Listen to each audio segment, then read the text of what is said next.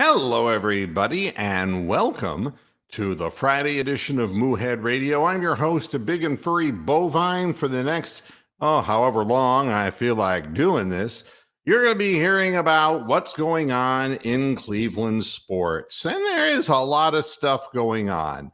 And if you're paying attention to the national scene, a lot of stuff going on in the national scene as well. And I'll have a word or two about that maybe if there's time. Wanted to start out the program with something that happened since the last show. And one of the things that I do a Monday and Friday show, they're bookend shows for the week during the football season. Then I come back and I do halftime and post-game shows for the Browns. My feeling is that I would just be repeating myself over and over and over again. I used to do this show 5 days a week and do the halftime and post-game shows. So along with streaming football games for people overseas, there was a day when maybe I had nothing better to do. I don't know. But I can tell you this. I don't want to repeat myself over and over and over again. It gets old now, doesn't it? And it's been 19 years. But there are things that still leave me absolutely bewildered about what's happening. We'll start with 20 of 24 women settling their case with Deshaun Watson. That's more than 80% of the complainants, the plaintiffs, settling for money. And you want to tell me it's not all about the money. And I keep telling you that's what civil court is. And you'll never find out how much he paid. And I don't know how, now I am repeating myself, but I just want to tell all the people who are shouting rape and this guy should never be allowed to walk the streets again. I just want to tell you how wrong you were. How absolutely off base you were. What total mongoloid idiots you are. Because you distort the law for your own disgusting purposes. The fact is that Deshaun Watson has a big problem. And I'm not talking about the suspension. I mean in his personal life. We got the first whiff of the fact that he's seeing a therapist and he's going to need that and then some to get his life turned around. Anybody who's watched this show for 19 years knows I've seen him come, I've seen him go. And I never talked about Josh Gordon like, oh, we really need him. It's like, what he really needs to do is to get healthy and to get a life. He needs to recover. That's what addicts, alcoholics, people who have behavioral issues, they need to recover. They need to find peace in their lives, not to take illicit substances, painkillers, or whatever. So, over 80% of the women and the people who have yelled from the highest mountains that they can propel themselves up are suddenly gone. They're not talking about shit now. Not a thing. Because 80+%, 20 out of 24 women took the money and run like a thief across the neighbor's yard. Just like I told you would happen because this is civil court. Everybody's waiting for a verdict. Like this is some kind of a Paul Newman movie or a Perry Mason episode. This is only settled monetarily, folks. In your sordid minds, you make moral judgments. And that's fine, but it's not the law. You have literally every right to your opinion, no matter how distorted and sick and perverted it is. After all, this is America, where we're now bringing back alley abortions. Great, ain't it? It's great to be an American, especially now. Great time. But I'm not going to get into that, although I might if there's time at the end of the program. What I really wanted to talk about is the whole suspension process for Deshaun Watson. According to Pro Football Network's Aaron Wilson, the Browns are awaiting a lengthy suspension for Watson. There's concern from the NFL Players Association that the league will look to suspend the former Clemson standout for the entire 22 season, if not indefinitely, according to sources. I'm told there have been recent attempts, this is, by the way, from NFL insider Josina Anderson. There have been recent attempts by the NFL, the NFLPA, and Deshaun Watson's advisors to negotiate a discipline settlement. However, talks involving a potential number of games just fell apart, not being on the same page. As of now, process moves forward per league sources. Look, the NFL isn't going to tell anybody what they're going to do until the judge that they have hired says what they're going to do, and then they'll go, yep, that's what we're going to do. And the NFLPA can't even get the NFL to do anything about safety in the game. Let's be honest about this. They couldn't stop a 17-game schedule that has crippled them worse than anything else you could imagine. Taken away their preseason, which the players couldn't play with a 17-game season. Well, the owners put them out in the field when they're not in proper shape and watch them go down like flies. The NFLPA is impotent in these sorts of matters. So, a year's suspension, yeah, probably. As far as maybe indefinite, if there's an indefinite suspension, boy, then the NFL really has some explaining to do. And let me tie this in to this. You don't hear that much about Alvin Kamara, do you? You know, oh, isn't he that really good running back, that versatile guy who can run and catch passes for the New Orleans Saints? Well, you know that he was charged with battery resulting in substantial bodily harm stemming from an altercation at a Las Vegas nightclub where he was alleged to have been involved in an attack that left one man severely injured. 4 men, including Alvin Kamara, jumped a guy and punched him out and destroyed the orbital bone in his eye, creating lengthy, if not permanent, damage to his vision.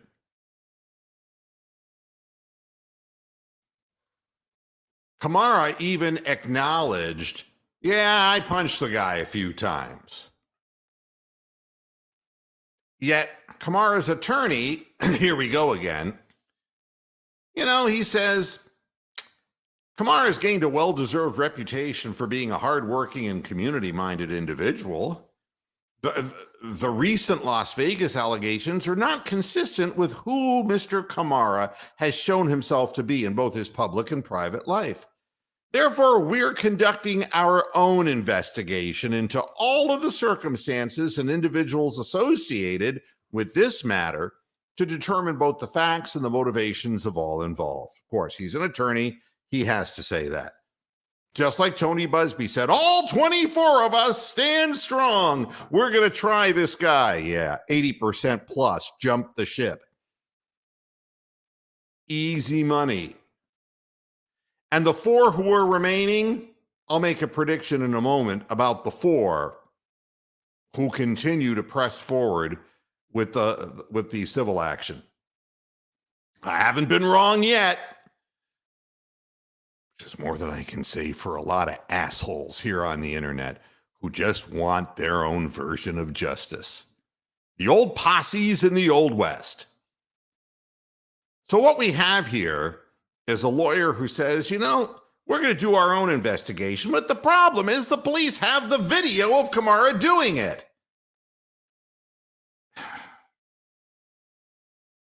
This is Kareem Hunt-esque, you know?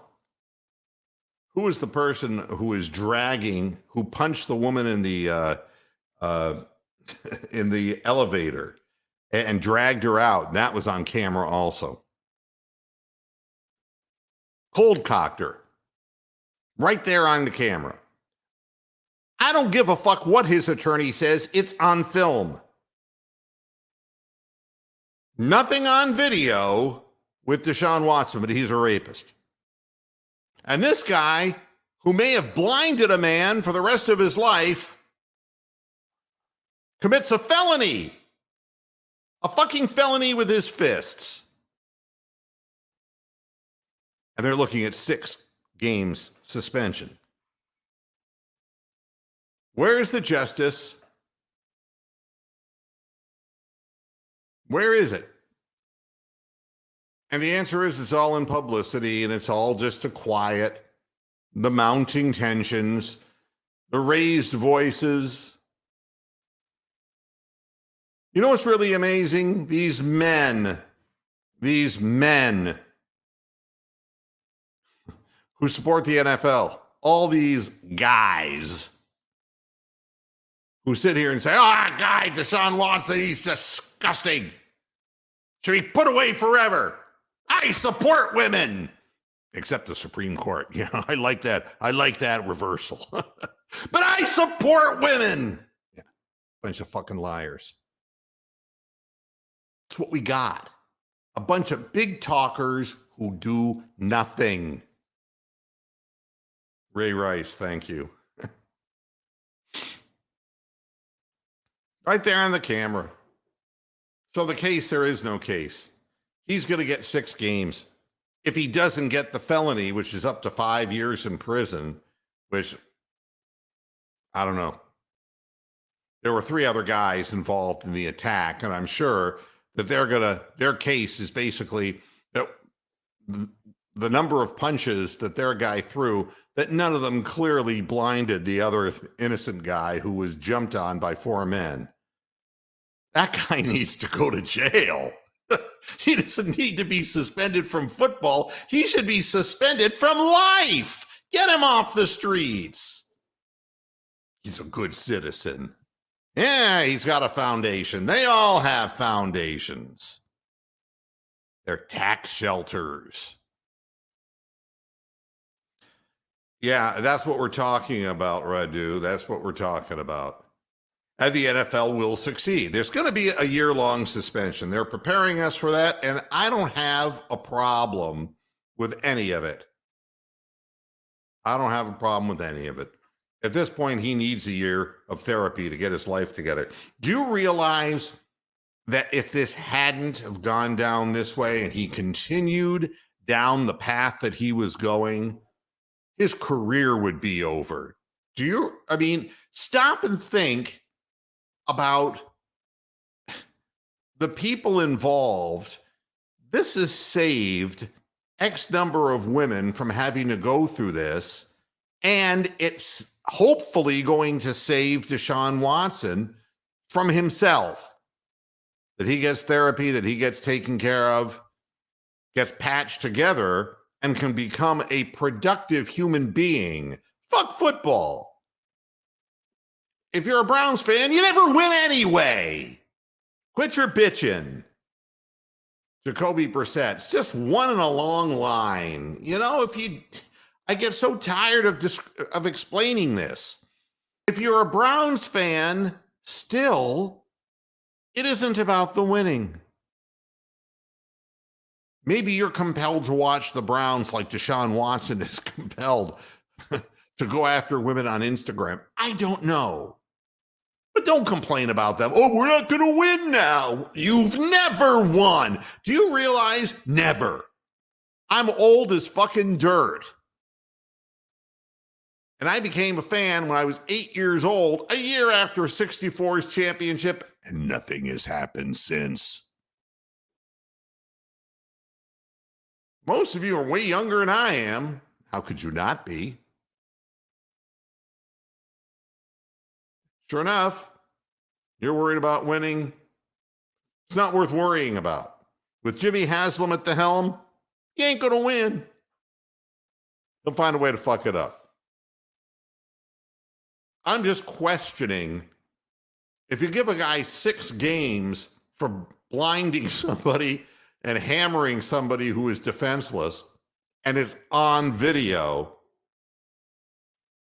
And you're taking the word of 80+% of the women who bailed out to take the easy money so that 4 allegedly can fight it out. And now my prediction, which I promised I would make for you, they're just waiting for the NFL punishment. Those 4 are hanging in there as a reminder that they will continue to go after this unless there's justice done. That's what you call the hanging rope theory in posses in the Old West. Yeah, until there's justice done, and that man's hanging from that tree. It won't be over till then. Thank you, Gabby. As soon as the NFL comes out, I'll tell you what Tony Busby's going to do so that you know, and you can say in the end, oh God, the cow had a point, besides the one on the top of his head. These 4 women, these altruistic 4 women, who are going to hang in on this until the bitter end. We'll wait until the year suspension comes down, and they'll go to the attorney, Rusty Hardin. Tony Busby will go to him and say, you know, we're willing to hang on for yet another year so that when your guy comes back next year, these women will come out of the woodwork a second time, try to fuck it up. And we'll try to find more women who want easy money. Even if they're never asked questions, even if they never had much of anything happen, they got in on the settlement.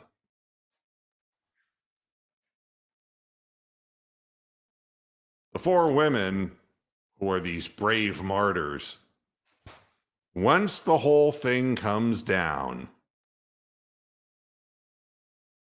and they're satisfied with the punishment, they'll make him wait and sweat, and Tony Busby will jack the price up. The price will go higher, they'll get more money, and they'll settle. Oh, yes, they will. This time, next year, there ain't going to be none of this. They'll be out getting their Starbucks and paying $6 for a sweet roll, and it will be all over. And Tony Busby will be a wealthy guy. And the women will have some money too. And Deshaun Watson will be the quarterback of the Cleveland Browns.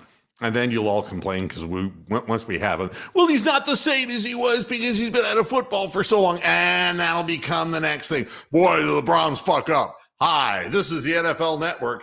And we're tied in with 14 other networks that just report bad news about the Cleveland Browns. And boy, did they fuck up this time. They're never going to win because Deshaun Watson can't play anymore. He's lost his timing. He's lost his nerve. He's become a better human being and can't play football anymore. Boy, and they wasted $230 million guaranteed dollars, and he can't get the job done. Continue watching these games at your own risk, fans, because it's aggravating, and that's what you're going to get.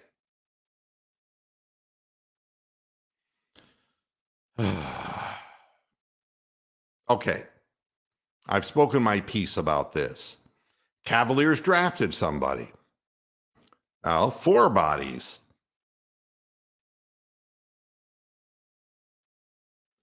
The number 14 pick, I'm just kind of looking at, Agbaji, and I get what they're doing. And I remember when Bradley Beal came into the league, and in his rookie year, he couldn't shoot straight. And then after that, he became a really good shooter, of course. This guy is not consistent like that. Agbaji is a guy who, when he looks good, he looks good. And I'll tell you, I've watched a lot of film on him, and he does seem to have a good release. Squares his shoulders, has a nice, clean rotation on the ball. But the facts are the facts. In the last 12 games of his senior year, he shot 33%.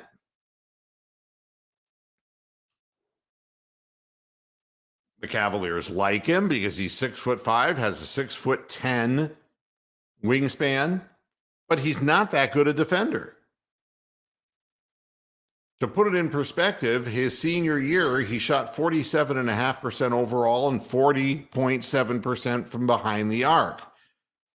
74.3% of his free throws, which is a low free throw percentage for somebody who allegedly shoots the ball well.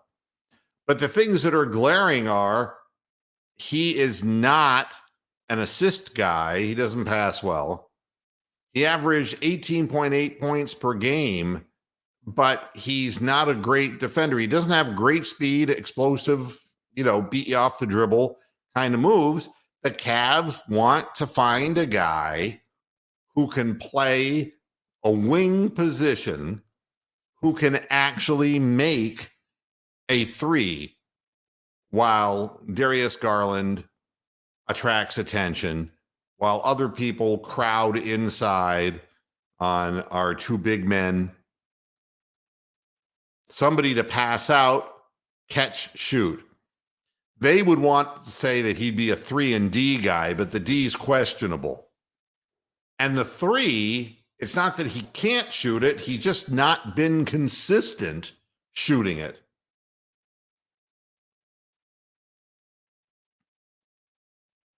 Yeah, I remember Sagana Diop. How could you not?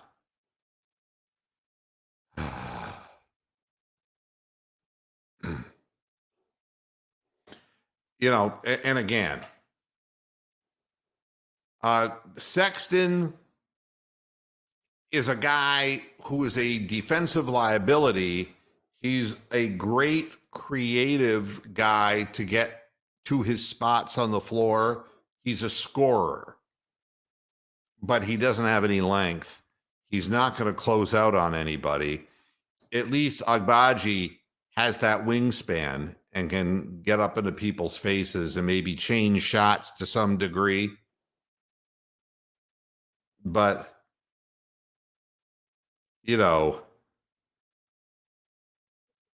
who is he replacing in the lineup? The kid out of Auburn. And I watched him year after year after year, and he can't shoot. All he would do is shoot corner threes, and he'd make them for a few games, and then for the next 15 games, he couldn't hit the broadside of a barn. And I put the names out of my mind. I know the names of people that I want to get rid of. All right. And yeah, LeVert would be high on the list. And Jetty Osman would be very, very high on the list. I don't forget those names, but it's just these people who look at his athletic ability. That's what the Knicks say about every one of their draft picks. Nikitalina, remember that guy? Oh, man, we love his length and his athleticism, but he can't play.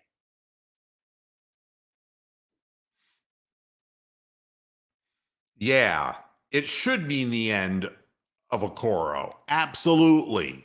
And that's a fair question. And I'll say this. Okoro's a blaze down the court. He's fast. He's athletic. But can't shoot. There's no air under the shot. And it's inconsistent as hell. And he's of no value to the way this Cavs team is built. This is an inside-out team, not an outside-in team. Everybody is drafting outside in. everybody's looking for that next prolific guy who is, Ja Morant, the second coming of. A guy who can pass, set others up, shoot, high free throw percentage guy who doesn't just miserably hurt you on the defensive end of the floor. That's what everybody's looking for.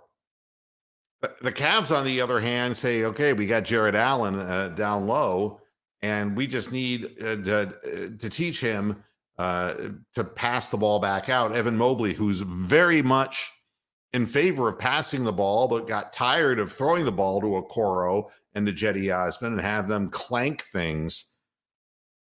I'd like to see, him come a little bit more selfish, He's got his brother on the team now. But I think, Okoro, where is there room for him? He's just another guy with this untapped athletic ability, but he just lacks the ability to put the ball in the basket, except for if he's charging into the lane. In other words, you could lay off him, sag in the middle, and prevent the entry pass into the two big men, including Mobley, who could become the next Tim Duncan if he keeps developing. Cavaliers are inside out, and we don't have enough. I mean, Darius Garland can shoot, that. And if Sexton sticks around, and I hope he does, he can, but he'll be coming off the bench. There is no way you can play Darius Garland and him together, and Sexton together. There's no way. Too small. You need some extra height. And I think it's the end of Cedi Osman, too, who seems to have had more lives than a cat. So, another fair question. Does drafting Mobley's brother mean anything to the Kevin Love situation? Well, seeing as how the last two guys, the Jap guy and the guy from Australia, all I know is that he comes from the land down under. And he likes Vegemite sandwiches. Mobley's brother, Stifler's mom, I don't know. He was a 14-8 guy in his senior year in college. He's not athletic. He's another guy who does not have open court speed. What he is, I used to refer to them as towel wavers, good teammates. Mobley's brother has a lot of spunk. My apologies to Lou Grant, because I know he hates spunk. But they say he's fiery. And here's the interesting thing that I've read from a number of sources, is that the Cavaliers wanted him because he has a close relationship with his brother. And his brother, as you know, Evan Mobley is silky smooth, low key, and that they feel that his brother has the other part of the chemistry of a great basketball player, which is fire, and that they want him around to impart that fire to Evan Mobley so that he's not so laid back and just like, oh, anyway the wind blows. And that's why he's on the team. It's interesting. There really wasn't much else for the Cavaliers to pick from anyway. And when you get down to 14 and below, at least they have an idea of what they're trying to be. Whether a team can be inside out in this era of basketball, we're going to find out. Either they have created, it's actually an old recipe, but recreated an old recipe that suddenly starts working, or it was just a surprise thing in the beginning, in the middle of last year, and then the wheels came off, and they're not going to be so good because they're too plodding and they don't play good enough defense and they give up too many points. I don't know. Because it seems that the defense got worse and worse as the season progressed, as teams started figuring out how to work the ball around the perimeter. So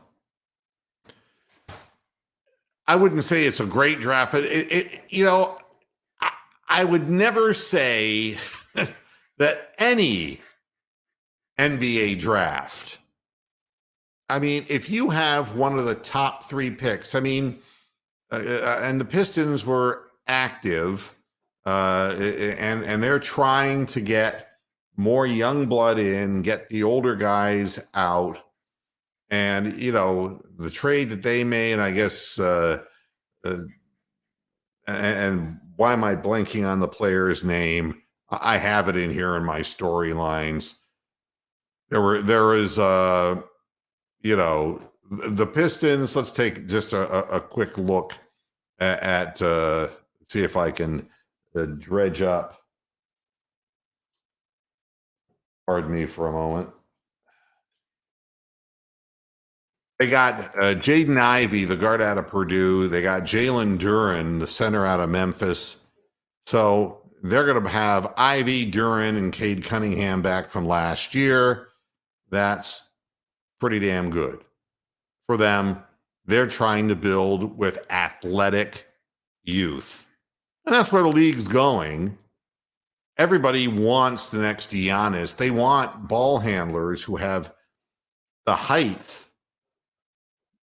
and the speed to get around the corner, but not the left-handed guys who refuse to shoot the ball and have mental deficiencies and end up playing in Philadelphia and then not end up playing in Philadelphia and then playing in Brooklyn and not playing in Brooklyn. But I'm not going to mention any names.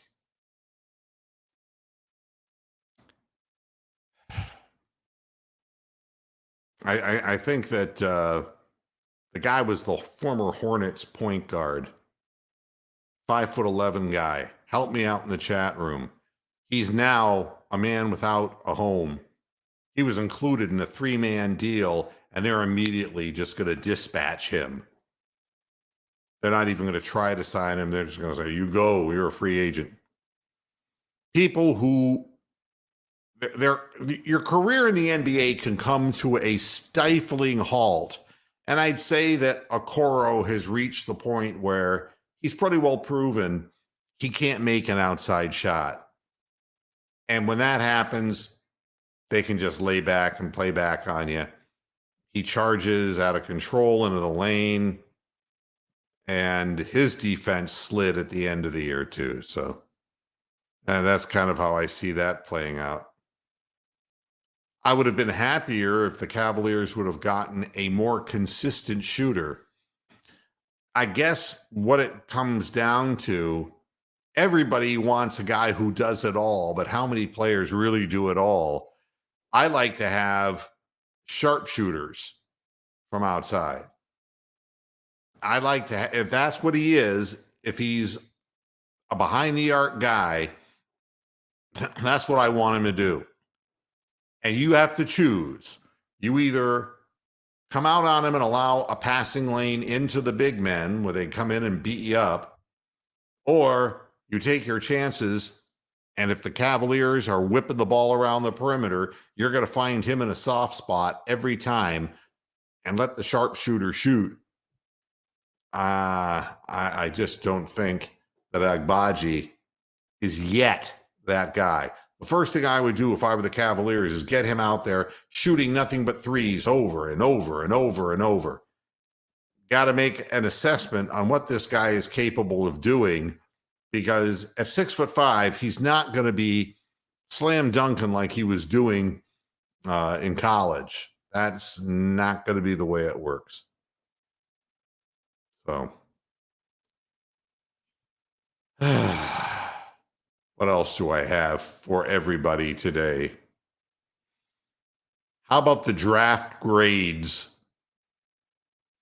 The Sporting News gives the Cavaliers a B- on their draft. And basically, Jop is a guy who's a project. Mobley is somebody's brother. And I guess Travers, I guess Mary Travers from the Mamas, no, from Peter, Paul, and Mary, another Australian, is way far away from making it to the NBA. When you have picks 14, 39, 49, and 56, that's what you get. A B- draft. If one of those players achieves respectable playing time and fits a needed role of putting the ball in the basket. By the way, Isaiah Mobley, he only shoots about 34 or 35% from three. So he ain't going to be him.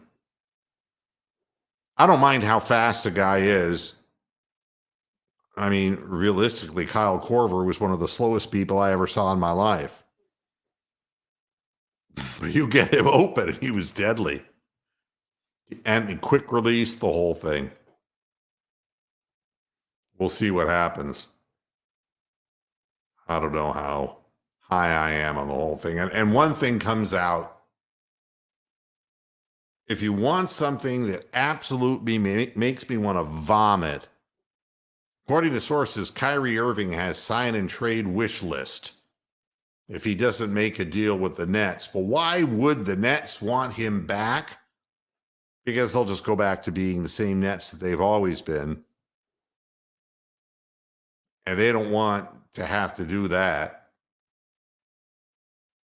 But it's the list of teams that Kyrie Irving has assembled. Here we go. You ready? The Lakers, the Clippers. I want to be in Los Angeles now. I thought I wanted to be on the East Coast, so I went to Boston. And then I realized by the time I got to New York that I was close to the edge of the world and might fall off. So I want to go to the other side, but I'm afraid I might fall off there too. But the Lakers, the Clippers, the Knicks, I'll stay in New York and fuck up another New York team. I'm more than happy to do that. And my dad, he'll move with me. He'll come with me to the West Coast. He will. He'll make everyone's life fucking miserable. Oh, and by the way, the Miami Heat, because I know that son of a bitch tampers with everybody. Pat Riley, I can fool him into paying me money. And hey, the Dallas Mavericks, because hey, they have a really great guy, but he shoots too much. I don't think I want to go to Dallas.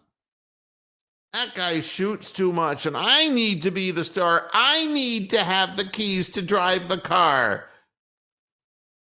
And of course, the 76ers I'd play for, because I fit into their process of self-destruction. By the way, Irving has until Wednesday to decide whether he'll opt into the final year of the 4-year max contract that Brooklyn wasted on him in 2019 when he and Durant chose to join the franchise. That really went well, didn't it? Same teams over and over and over again. The 76ers traded their 23rd pick and Danny Green to Memphis for DeAnthony Melton. And it's so funny. The 76ers are just stuck where they are. The process is over. Either this team wins with the way it is. DeAnthony Melton's fine. I mean, there's nothing wrong with him. He's a good team player, but, Danny Green's just another old guy now. So it's funny how the window opens and closes so quickly in the NBA.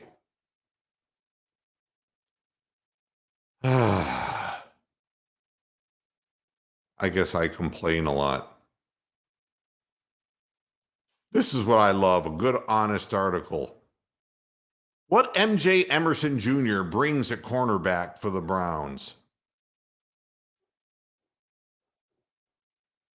The Browns are excited to see how Emerson's length can translate to the NFL level. He'll be taller than a lot of guys who play his position. That's just a wild guess from me. When people have nothing to write, now you understand why I only do 2 shows a week. If the headline, the best thing you can put in the headline is the Browns are excited to see how tall he really is and how that height plays on the football field.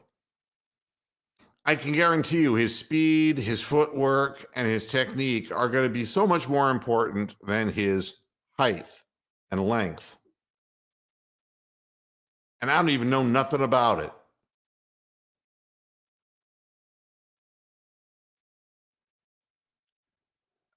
I'm not excited about MJ Emerson Jr. I have a feeling El Bustamundo. And this is the story that I had buried. Detroit Pistons acquire veteran Kemba Walker from New York Knicks as part of a 3-team trade. Get this. Kemba Walker from New York Knicks is part of the 3-man trade involving the Charlotte Hornets that also saw Detroit acquire the draft rights to Jalen Duren. We had talked about him earlier on the show. Walker and the Pistons are expected to discuss a contract buyout that will allow him to become a free agent. Nobody wants him anymore. Didn't happen for him in Boston. It just, since he left Charlotte. And, people got to realize it's a lot easier to be a prolific player with a shitty franchise, with a shitty owner. And that was Kemba Walker. Boy, he's really got a tenacity about him because he's got a chip on his shoulder because everyone said he was too short. I didn't see that his being short was a problem. I thought that him shooting the ball all the time, being a ball hog and shooting low percentages from the field was really part of the problem. But there you have it. That's how a guy who goes from being an all-star to hanging on to his position in the league by his fingernails. And of course, they'll ask him, well, you're a free agent. Well, I'll go to the Lakers, I'll go to the Clippers, I'll go to the 76ers, and I'll turn it off.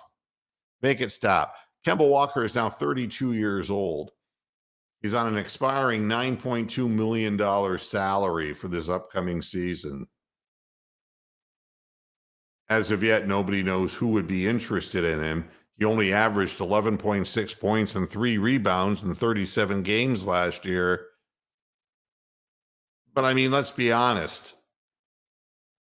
Has any offensive player said, God, I love playing for Tom Thibodeau? If there was a very large pigeon that could shit on somebody, I'd pick Tom Thibodeau as the target. But he'd have to be looking up when it happened.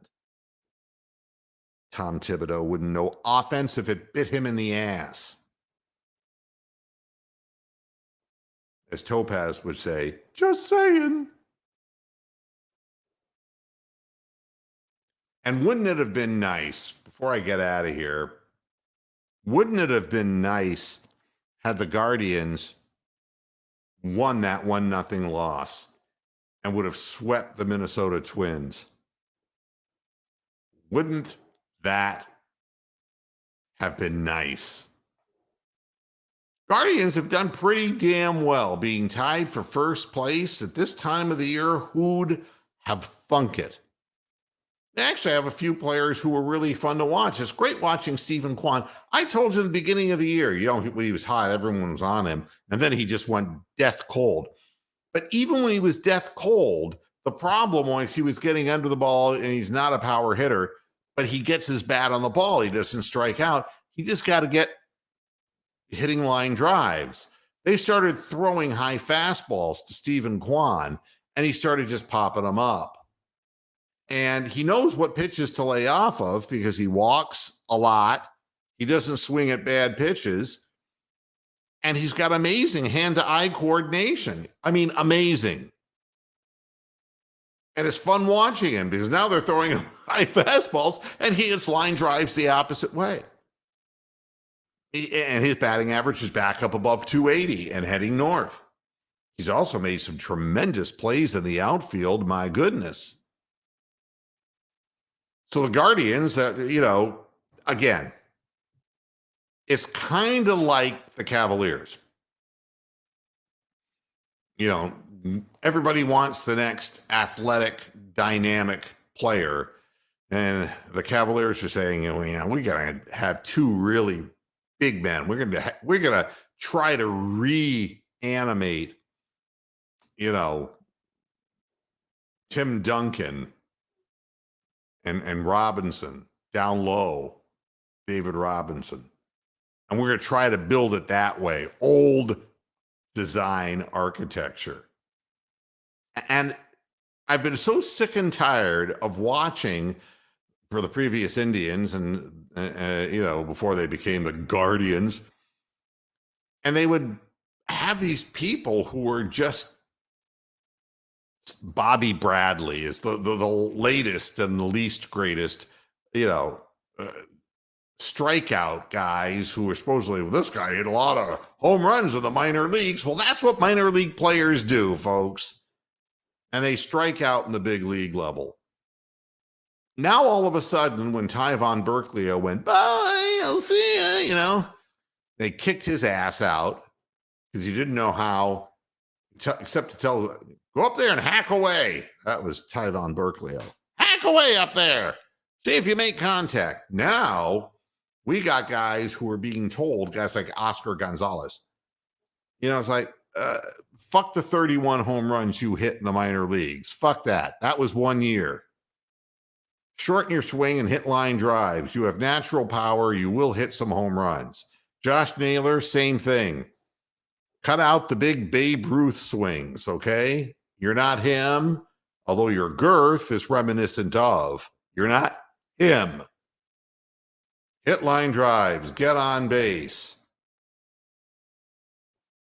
Andre Jimenez, keep hitting line drives. Lay down bunts. Do what you have to do to get on base. Walk. Keep the carousel moving. This is old-time baseball. And I know that Rick May will be in here agreeing with me on this. How do you think the old St. Louis Cardinals would win? A lot of 2-1 games with Bob Gibson on the mound, That they had good, solid defensive players.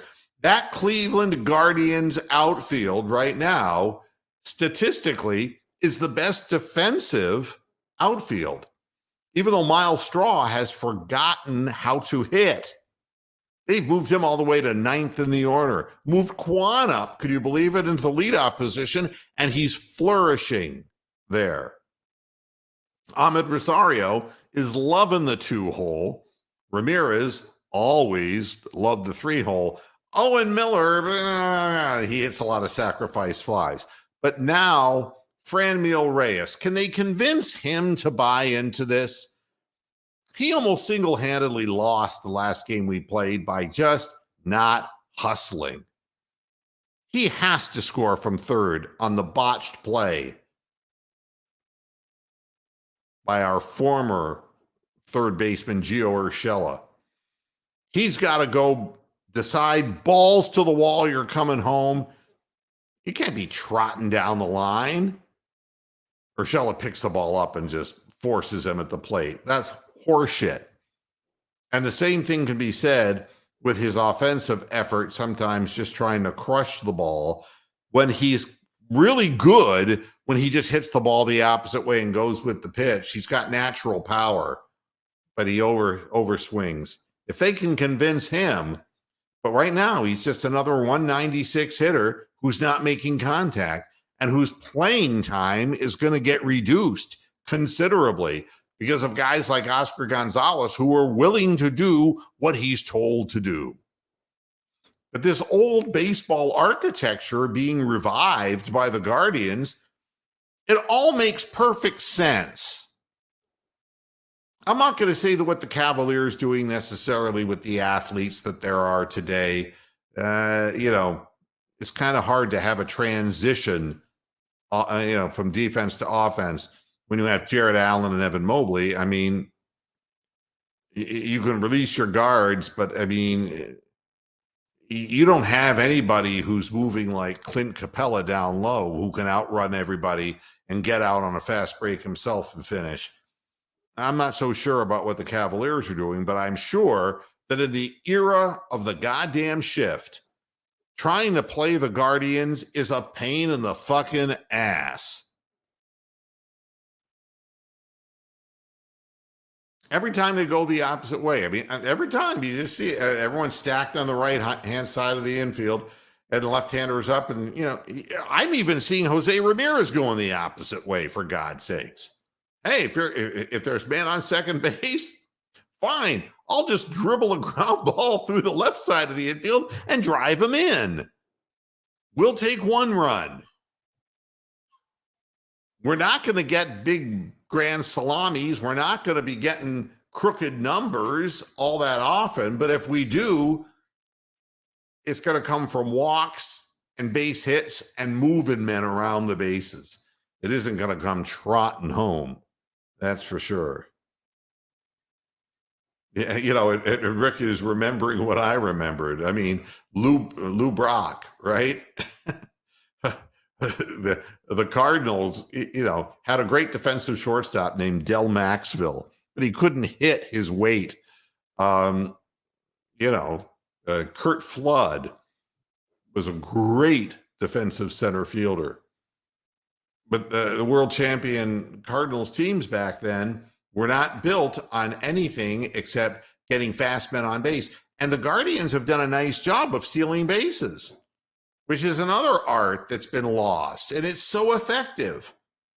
The damn relief pitchers are just coming in and just not paying attention to base runners. You can get men on first base with a little dribbled ball to the right side or the left side of the infield on a shift and steal second, and you got yourself the same difference as a double. And that is the honest truth. The coach wins.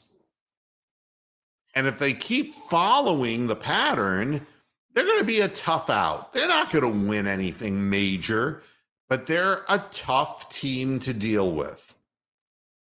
And, we'll see if the pitching can hold up and whether the back end of the bullpen, Class A, whether he can continue. I mean, that guy's only walked 4 hitters this year, which is really unusual for a guy who's throwing 102 and a 94-mile-an-hour splitter. Interesting stuff, but it's been fun to watch. And that's all I can ask for during what is traditionally an off-season period. I'm done with what I have to say. Oh, I did say if there was time left over, I would say something about the Supreme Court. I just want to make a point and leave it just to think about. If you want to just get rid of abortions, there's 2 things I can tell you. 1, you should adopt the children. Okay? You're going to make the decision that a woman's going to come to term. You go ahead. And oh, yes, Republicans, oh, yes. If they're black children, you have to adopt them too, because you can't just have it one way. And a brilliant mind said something to me today that I hadn't even thought of. And it's like, it's hard to make lemonade out of lemons and that we're going back into the dark days. But I do want to remind all of the far-right people, and I try not to get into this much on the show anymore, but you are saving lives in your great baby crusade, and hey, if you're really all for it, you're all for it. And deep down, I think you think of inner city women as getting impregnated and getting abortions. And now they won't. They won't be able to do it because they're going to be in places, in states that won't allow abortions. They won't have the economic means to get out and get it done.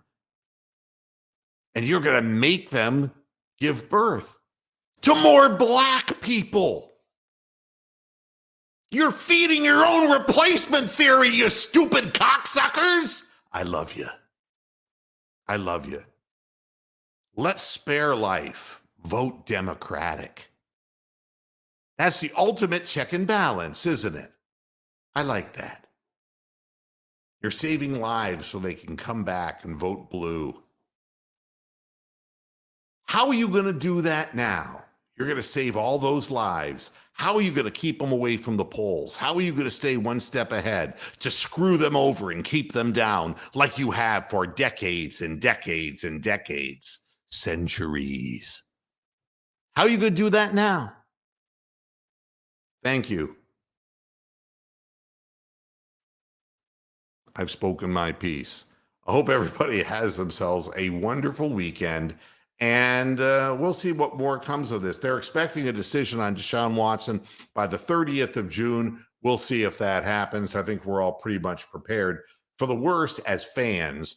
And as far as the women are concerned, I think the women, are hoping for a big suspension so they can just get their money and get the hell out of there and not be dragged through the quagmire. These four women who are holding on, they could be dragged through a mess just as much as Deshaun Watson.